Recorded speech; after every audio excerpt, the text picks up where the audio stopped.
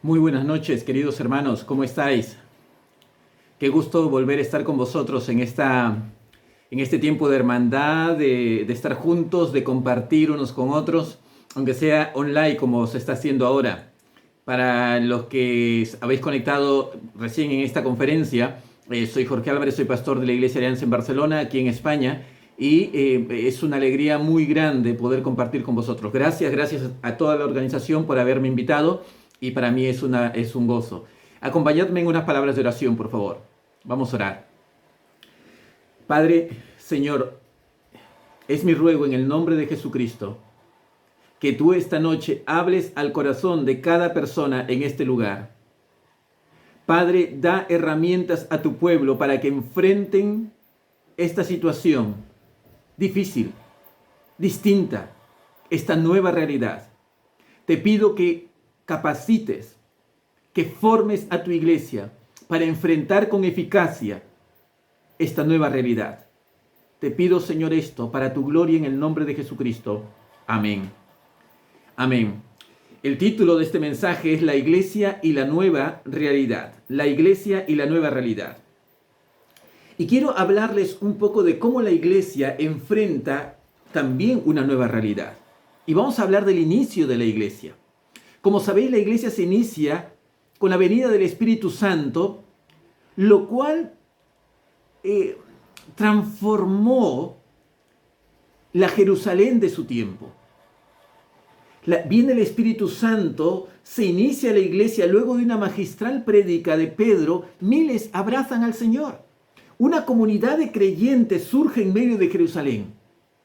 Son gente distinta, son felices, se les ve felices, se reúnen, celebran. No hay necesitados en ella.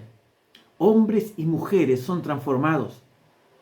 Sin embargo, no pasa mucho tiempo hasta que, si tú lees con cuidado el libro de los Hechos, vas a darte cuenta de que luego de esos tiempos de gloria, de avance, de felicidad, en el capítulo 7 y 8, toman preso a Esteban.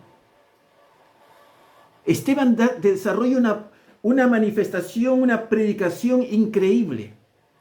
Y al final de esta predicación, lo apedrean y Esteban muere. Esto lo cambió absolutamente todo. Todo. Hasta ese momento solamente algunos habían sido azotados. Pedro y Juan y algunos apóstoles. Y luego de que los azotaban, los soltaban, ellos salían felices, riéndose. ¡Ostras! Me han tenido como digno de haber sido azotado por predicar el Evangelio. Era un gozo increíble para ellos. Felicidad, alegría. Y el pueblo se regocijaba y aplaudía y seguían adelante. Sin embargo, ahora, uno de los diáconos y evangelistas muere apedreado. Y esto ya lo cambia todo. Esto no son solamente unos cuantos azotes. Esto es perder la vida. Y la pregunta que quiero responder esta noche y que la palabra responde esta noche es: ¿cómo la iglesia enfrentó la nueva realidad que le tocó vivir? ¿Cómo la iglesia enfrenta la nueva realidad de la persecución que se inicia con Esteban? ¿Cómo enfrenta esa nueva realidad que le tocó vivir? Hasta Esteban, la iglesia avanzaba, se reunían en casas felices en Jerusalén, iban de un lugar para otro, ayudaban a los necesitados, comían juntos, celebraban juntos. Pero comienza la persecución y comienzan a morir los cristianos. ¿Cómo la iglesia enfrenta esos momentos? ¿No se pueden reunir con libertad? Hay miedo a la muerte, miedo a que ese Saulo que azota a los cristianos los coja y los asesine. ¿Cómo enfrenta la iglesia? Quiero dejarte 4 respuestas esta noche. En primer lugar, escucha bien, la iglesia empoderó a los creyentes de a pie. Escucha bien, la iglesia empoderó a los creyentes de a pie. ¿Qué es empoderar? Nuestros amigos gringos siempre nos heredan algunas palabras. Bueno, les perdonamos y se los permitimos, se los permitimos. Empoderar viene de una palabra inglesa que es fortalecer, dar poder a través del crecimiento, de un proceso de crecimiento a algo o a alguien. Dar poder. Hechos 11, 19 al 21, quiero que leáis. Hechos 11, 19 al 21. ¿Lo tenéis? Dice el texto: los que habían sido esparcidos a causa de la persecución que hubo con motivo de Esteban, pasaron hasta Fenicia, Chipre y Antioquía. Y escucha bien, no hablando a nadie la palabra, sino solo a los judíos. Hasta ese momento se creía que el evangelio era solamente para judíos. Verso 20. Pero había entre ellos unos varones de Chipre y de Cirene, los cuales, cuando entraron en Antioquía, ¿qué hicieron? Hablaron también a griegos, anunciando el evangelio del Señor Jesús. Y la mano del Señor estaba con ellos, ¿y qué dice? Y gran número creyó y se convirtió al Señor. ¿Cómo se llamaban estas personas que anunciaron el evangelio e hicieron que un gran número se convierta? Que luego fue la iglesia de Antioquía, la primera iglesia fuera de Jerusalén. ¿Cómo se llamaban? Lucas no nos cuenta. Hechos no dice cómo se llamaban. Eran cristianos de a pie, cristianos comunes y corrientes. Ellos predicaron el evangelio y en medio de la persecución, en medio de las restricciones, hicieron que la iglesia siga avanzando. Ante las restricciones que la persecución imponía, los creyentes anónimos tomaron protagonismo en el avance de la iglesia. Ante las restricciones que la persecución imponía, escucha bien, los creyentes anónimos tomaron protagonismo en el avance de la iglesia. Aunque los apóstoles tienen un protagonismo escénico en el libro de los Hechos, indudablemente fueron los cristianos de a pie y su práctica del sacerdocio universal lo que hizo pujante a la iglesia. ¿Qué es el sacerdocio universal? ¿Sabéis que la iglesia, esta iglesia que se forma en los Hechos, a partir del siglo IV, cuando el Imperio Romano se hace cristiano o abraza la religión, el cristianismo como religión oficial, el cristianismo comienza a perder su pureza y su poder y se comienza a degradar. Y aunque nunca ha dejado de existir un pueblo santo y que buscaba a Dios, no fue hasta el 1517 cuando Martín Lutero, aquí en Alemania, comienza una reforma poderosa, que nuevamente comienza el cristianismo a crecer con poder. No significa que antes no habían cristianos poderosos. Sí. Tiempo me faltaría para hablar de Jan Hus, de Zwinglio, de Savonarola. Hombres que dieron su vida por el Señor y trajeron avivamiento a los pueblos. Sin embargo, a partir del siglo XVI, con Lutero y Calvino, la iglesia comenzó a crecer y comenzó una efervescencia tremenda. ¿Y cuál era el principio de esta iglesia? De esta iglesia protestante. Uno de los principios fundamentales es el sacerdocio universal del creyente. ¿Qué es esto? Mira, Pedro habla de esto. Primera de Pedro 2.9, un verso que conocéis. Primera de Pedro 2.9. Dice, mas vosotros sois, ¿qué cosa? Linaje escogido. ¿Qué más?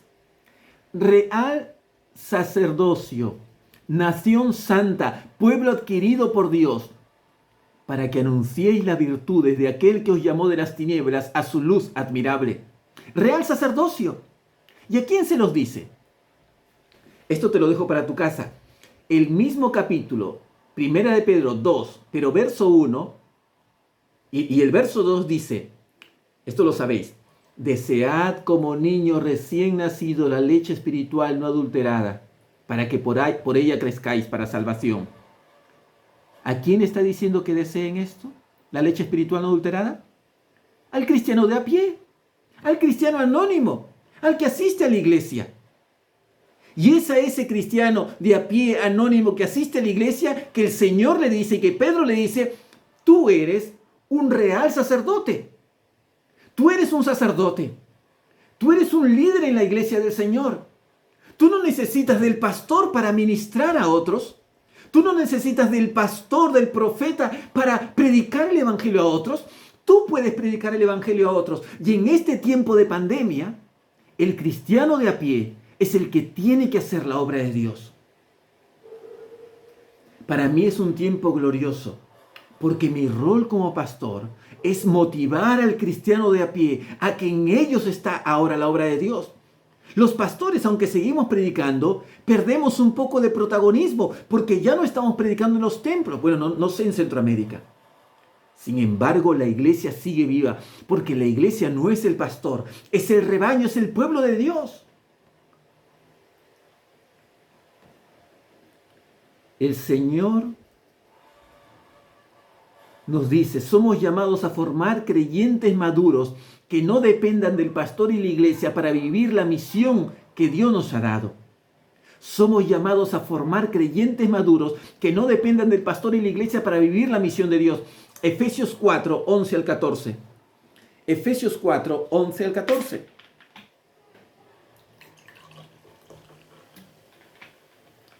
Dice, Cristo dio los siguientes dones a la iglesia. Voy a leer en la Nueva Traducción Viviente, ¿vale? Nueva Traducción Viviente.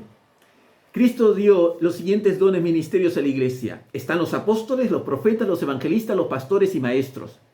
Verso 12, en la Nueva Traducción Viviente. Dice, escucha bien.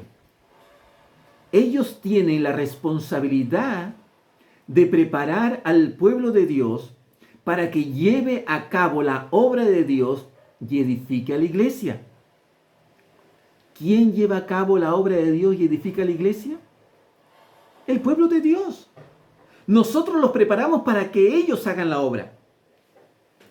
Ese proceso continuará hasta que todos alcancemos tal unidad en nuestra fe y conocimiento del Hijo de Dios, que seamos maduros en el Señor, es decir, que lleguemos hasta la plena y completa medida de Cristo. Verso 14. Entonces ya no seremos inmaduros como niños, no seremos arrastrados de un lado a otro, ni empujados por cualquier corriente de mala enseñanza. La madurez del creyente se sigue consiguiendo a través del trabajo artesanal del discipulado y no del discipulado en serie. Trabajo artesanal del discipulado. Escucha. Quizá los grandes avivamientos como el que se dio en mi país, en Lima, una iglesia de 150 personas, en unos meses tenían 2.000 personas. ¿Qué hacer con tanta gente? Se discipulaba en grupo, se enseñaba la palabra en grupo, los primeros pasos, las verdades fundamentales. Sin embargo, no siempre hay avivamientos como este. Y tenemos que ganar creyentes persona a persona. No hay nada como discipular artesanalmente, como lo hizo el Señor Jesús. 3 años, persona a persona con sus discípulos, enseñando. Perdonad. Marcos 3:14 es un pasaje muy interesante. Marcos 3:14 dice, y estableció a 12, está hablando de Jesús, para que estuviesen con él y para enviarlos a predicar. Jesús establece a 12 para estar con ellos. La pregunta es, ¿para qué quería estar con ellos? Para prepararlos, para formar en ellos el carácter cristiano y para formar en ellos la visión que Jesús quería imprimir, ya que ellos iban a extender el Evangelio de Dios. Tú y yo, como siervos de Dios, como pastores, tenemos que formar a nuestros discípulos. Pero esa formación es artesanal, no se hace en serie. Tienes que sentarte en un café en la oficina, ir al campo, a algún lugar donde puedan estar tranquilos y compartir con tu discípulo, tu discípula, de corazón a corazón. Compartir. A mi vida han marcado varias personas. Está Chuck Famber, pero recuerdo al primer pastor que me evangelizó y me discipuló, Walter Arévalo. Él me visitaba. 2 veces por semana se sentaba en mi sofá y me enseñaba la palabra de Dios. Recuerdo cuando voy a mi país cada 3 años más o menos y siempre lo voy a ver. Y él hace lo mismo que hacía hace ya casi 30 años. En el 91 me convertí. Él me sienta en su sofá, abre la palabra y me enseña de corazón a corazón. Esto es lo que el Señor quiere que hagamos. El Señor quiere que el ministerio se enfoque en el cristiano de a pie. Ellos son los que van a llevar la obra de Dios. Dios empodera al creyente de a pie. Los pastores somos entrenadores, pero los creyentes de a pie son las estrellas. Ellos ganan almas, ellos predican el evangelio, ellos discipulan, ellos sirven. Nosotros entrenamos, nosotros pastoreamos, discipulamos de corazón a corazón, planteamos la visión, guiamos. Pero en segundo lugar, no solamente se empoderó al cristiano de a pie, sino que se promovió, escucha bien, se promovió el nacimiento de nuevos ministerios. Se promovió el nacimiento de nuevos ministerios. Hechos 11, 22 al 23. Hechos 11, de 22 a 23. Dice que llegó la noticia de estas cosas. ¿Qué cosas? Que se habían convertido un gran número en Antioquía. Llegó las noticias a oídos de la iglesia que estaba en Jerusalén. ¿Quién vivía en Jerusalén? Los apóstoles. Y dice que los apóstoles, ¿qué hacen? Envían a Bernabé que fuese a Antioquía. ¿No dice que los apóstoles se enojan? ¿Cómo es posible que hayan iniciado una predicación sin habernos informado? ¿Cómo es posible que no me hayan informado? No se enojan. Envían a Bernabé. Y miren cómo reacciona Bernabé. Cuando llegó, y miren, y vio la gracia de Dios, ¿qué hace? ¿Se enoja porque no habían informado a los apóstoles? Se regocijó. Se regocijó. Y exhortó a todos a que con propósito de corazón permaneciesen fieles al Señor. Se regocijó y animó, exhortó. Bernabé vio la obra de Dios, vio que se estaban desarrollando ministerios, vio que se estaban convirtiendo y animó, exhortó, motivó. ¿No se enojó porque no le avisaron? ¿No se enojó porque nadie le dijo que estaban haciendo esto? Escucha bien, Dios no está restringido a nuestros locales o a nuestra organización. Él sigue trabajando aun cuando nuestros templos están cerrados. ¿Cuántos creen esto?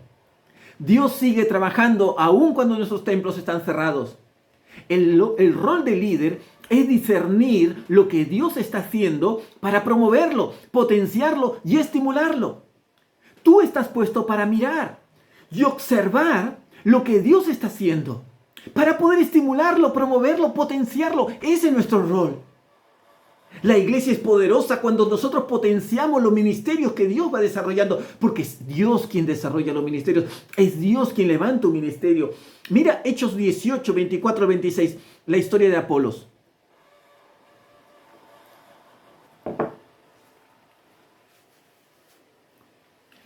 Apolos, natural de Alejandría, era un hombre ilustrado y convincente en el uso de las escrituras. Había sido instruido en el camino del Señor, dice Lucas, y con gran fervor hablaba y enseñaba con mayor exactitud acerca de Jesús, aunque conocía solamente el bautismo de Juan. Conocía muy poco. Comenzó a hablar valientemente en la sinagoga. Y miren, ¿quién estaba en la sinagoga? 2 compañeros de Pablo, líderes en la iglesia, Aquila y Priscila. Ellos toman a Apolos Lo tomaron a su cargo, dice, y le explicaron con mayor precisión el camino de Dios. Lo tomaron a su cargo y lo prepararon. ¿Se molestó Apolos? Dijo, ¿y quién es este? ¿Quién le ha dado autoridad? ¿Quién le ha dado autoridad para que predique la palabra? ¿No se enoja? Confía. Confía y ayuda, potencia, motiva, estimula. ¿Cuánto se necesita hoy en día pastores que no se enojen porque no tienen el control de todas las cosas? Y hoy en día en pandemia no necesitamos tener el control de todas las cosas. Necesitamos estar observando y viendo dónde Dios hace la obra de Dios y potenciando los ministerios, los dones de los hermanos, ayudándoles a desarrollar el ministerio. Indudablemente, necesitamos mantener organizado y mantener unida la grey. Porque eso sí, como pastores estamos para guardar la doctrina y dar dirección a la iglesia, pero no para controlar a los hermanos, sino para potenciar sus ministerios. Necesitamos líderes seguros en el Señor para evitar el intento de controlar a la grey que ha sido puesto en nuestras manos. ¿Recuerdan? Marcos cuenta que Juan le respondió diciendo, Maestro, hemos visto a uno que en tu nombre echaba fuera demonios, pero él no nos sigue y se lo prohibimos. ¿Por qué? Porque no nos seguía. ¿Qué le responde Jesús? Marcos 9, 38, 39. El que no está contra mí está conmigo. Si no está contra nosotros, por nosotros es.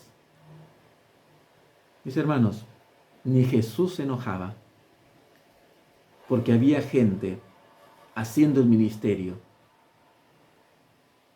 sin estar en su pequeña organización. Ni Jesús se molestaba.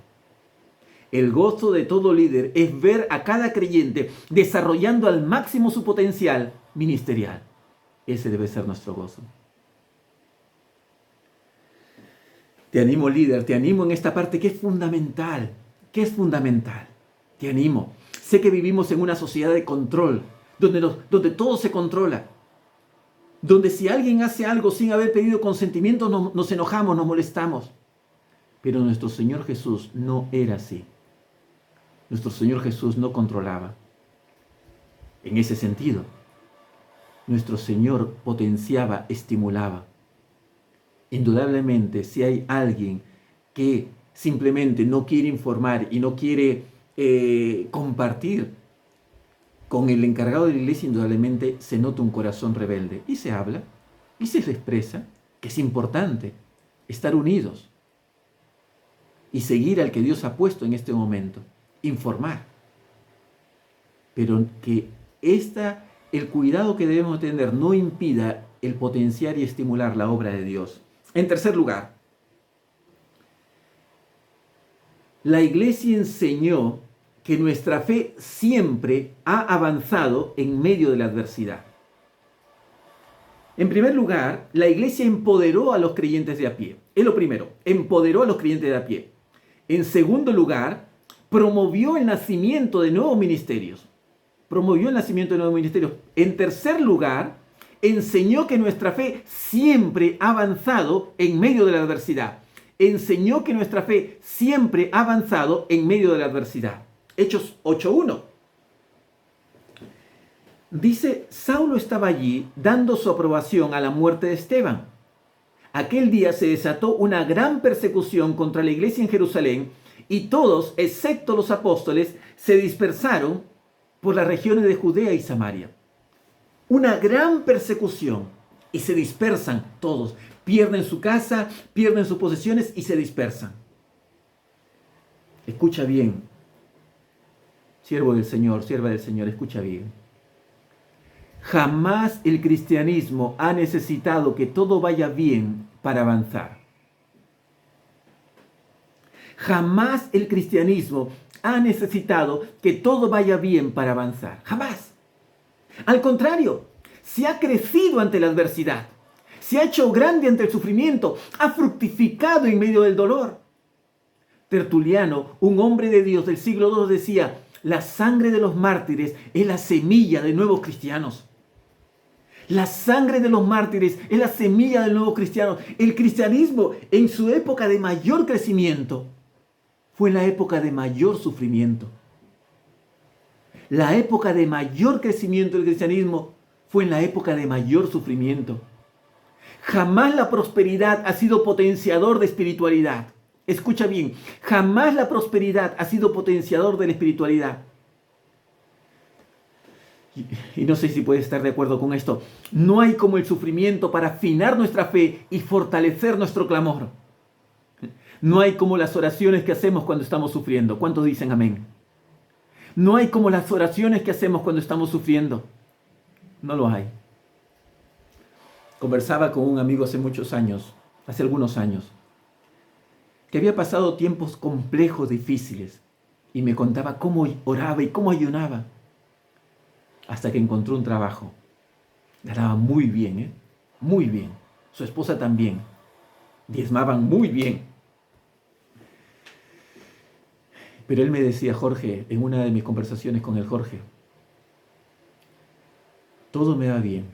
Tengo un buen matrimonio, un buen trabajo, ha nacido mi hijo.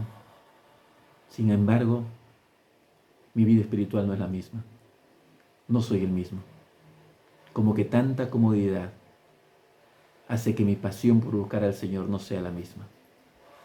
Eso me confesaba mi amigo. Y es la verdad. A veces nos engañan que la prosperidad y el que todo vaya bien es una característica de los cristianos. Y esto es mentira. Esto es mentira. Mis hermanos, y no estoy en contra de la prosperidad, Si Dios quiere hacerte próspero es por un propósito. Y si Dios quiere que pases carencias es con un propósito.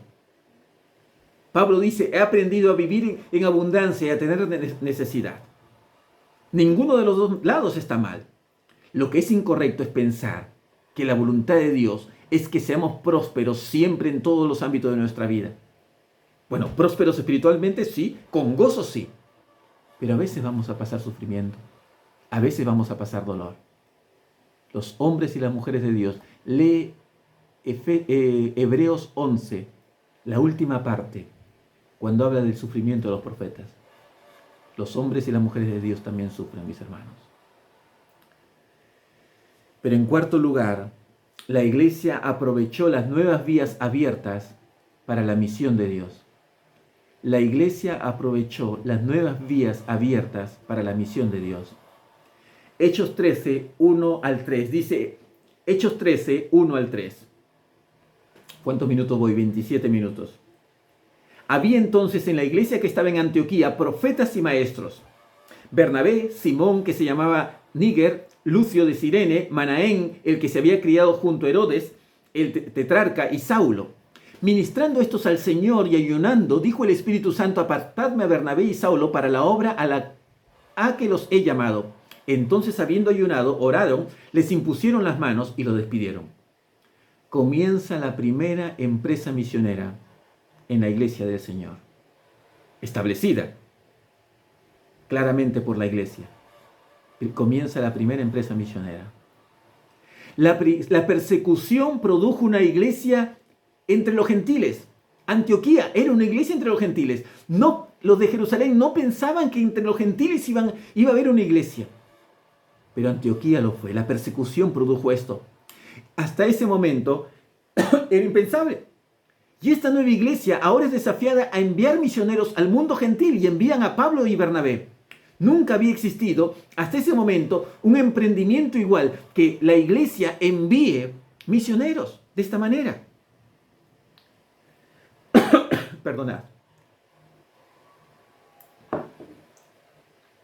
Las adversidades crean nuevos caminos que potencian la misión de Dios.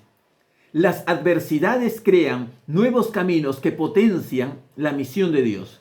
¿Cuántos lo creen? ¿Crees que la pandemia va a potenciar nuevos caminos? ¿Crees que la pandemia va a abrir nuevos caminos? Filipenses 1:14, miren a Pablo lo que dice. Gracias a mis cadenas, ahora más que nunca, la mayoría de los hermanos, confiando en el Señor, se han atrevido a anunciar sin temor la palabra de Dios. Gracias a mis cadenas. ¿Qué son las cadenas? Persecución, dolor, cambio. A Pablo se le restringe el predicar la palabra, pero gracias a esas cadenas, el pueblo de Dios es animado y están predicando el mensaje de Dios. ¿Qué vías nuevas han sido abiertas con la pandemia en Centroamérica? ¿Qué vías nuevas? ¿Cómo el Señor quiere potenciar el Evangelio a través del sufrimiento? Quiero terminar esta ponencia, que creo que va a ser un poco más corta, van 30 minutos. Quiero terminar esta ponencia. El día de ayer hablé sobre Jeremías, sobre Babilonia, y cómo Babilonia viene e invade Jerusalén y se lleva a los judíos a Babilonia. Babilonia, el imperio babilónico cae y surge el imperio medo-persa de los Jerjes. ¿Cuántos habéis visto 300? ¿No? Del emperador Jerjes, ahí sale el emperador Jerjes, ¿no? ¿Qué hicieron? Ahí está Ciro de la Biblia y todo esto. ¿Qué hicieron el imperio medo-persa? Bueno, en su tiempo vuelven Nehemías y Esdras a Jerusalén, pero muchos judíos quedan diseminados por todo el imperio. Y el imperio medo-persa permite que los judíos celebren sus cultos en sus casas, en su imperio. Y es en el imperio medo-persa que surgen las sinagogas, por todo el imperio. En medio del sufrimiento surgen las sinagogas. Luego del imperio medo-persa, ¿qué imperio viene? Viene Alejandro Magno. Alejandro Magno vence al imperio persa. Y Alejandro Magno, en 10 años, extiende su imperio hasta la India, por todo el mundo conocido. En 10 años. Increíblemente. ¿Y qué hace Alejandro Magno? Él era un nacionalista e impone su cultura griega. Él era griego, es el imperio griego. Impone su cultura griega e impone el idioma griego en todo el imperio. Y todos hablan griego. Todos hablan griego. Muere Alejandro Magno y cae el imperio griego luego de esto y viene el imperio romano. Y el imperio romano somete a todo el imperio de Alejandro Magno. ¿Y qué aporta el imperio romano? Aportan los grandes caminos, las grandes calzadas romanas. Unen a todo el imperio, a Europa y Asia. Lo unen con esas calzadas romanas. Los romanos podían enviar sus ejércitos de un lugar a otro más rápido que otros. Y agilizaron el comercio. La primera globalización se dio en el tiempo del Imperio Romano. En el tiempo del Imperio Romano surge la iglesia. Y surgen los emprendimientos misioneros. Y Pablo es enviado a las misiones con Bernabé. Y Pablo sale de Jerusalén, sale de Israel y va de país en país, de ciudad en ciudad, predicando el Evangelio. Y te pregunto, cuando llegaba a una ciudad, ¿dónde era el primer lugar donde iba y predicaba la palabra? ¿No era en las sinagogas? Ese era el centro, ahí comenzaba Pablo. Es que allí la gente conocía de Dios y allí podía comenzar a predicar el Evangelio más fácilmente. En esas sinagogas que se crearon en el tiempo del sometimiento bajo el imperio medo-persa. ¿Ves cómo el sufrimiento trae una bendición? No solamente Pablo, sino que todos los apóstoles y los cristianos de a pie que salieron por el imperio y predicaron el Evangelio. ¿Cómo podía ir Pablo por todos los países predicando el Evangelio si cada país hablaba un idioma distinto? ¿Qué había hecho Alejandro Magno? Había hecho que el griego sea la lengua común de todo el imperio. Y Pablo podía ir de país en país hablando en griego y comunicando el Evangelio de Dios a otros. El griego, la imposición de Alejandro Magno, se hace un instrumento para la evangelización del mundo de ese momento. Y cómo Pablo y los demás misioneros llegaban al lugar más recóndito del imperio a través de las rutas romanas, las calzadas romanas que los romanos habían hecho. Querida familia de Centroamérica, Dios sigue teniendo el control en medio de la pandemia. Dios sigue teniendo el control en medio de nuestro sufrimiento. Sé que como latinoamericanos hemos sufrido mucho, años de sufrimiento y de dolor, y aún no salimos de ello. Sin embargo, pregúntate, ¿cuáles son las zonas del mundo donde hay más espiritualidad, más religiosidad? ¿Son las zonas donde hay más prosperidad? Mire Europa, mire Estados Unidos. ¿Cómo está la espiritualidad allí? Indudablemente no estamos diciendo que no estamos haciendo una apología de la pobreza.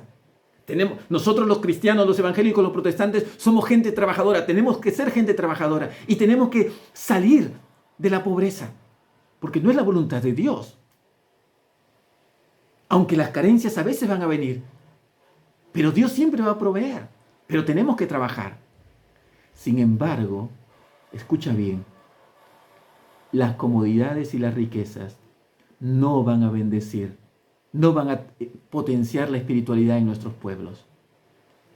La iglesia de Jesucristo tiene que trabajar para que el evangelio corra en medio de las nuevas vías que se están abriendo. Hoy la pandemia, ¿qué vías ha abierto? Desde España a Barcelona, yo estoy comunicándote el evangelio a ti, allí en Centroamérica, en el país en que te encuentras. Esto no hubiese sucedido si no hubiese eclosionado la pandemia. Esto no hubiese sucedido. En medio del dolor, Dios sigue teniendo el control. En medio del dolor, Dios sigue cumpliendo su palabra. En medio del dolor, el reino de Dios sigue avanzando. Adelante, iglesia, adelante. Que el Señor te bendiga. Un gran abrazo.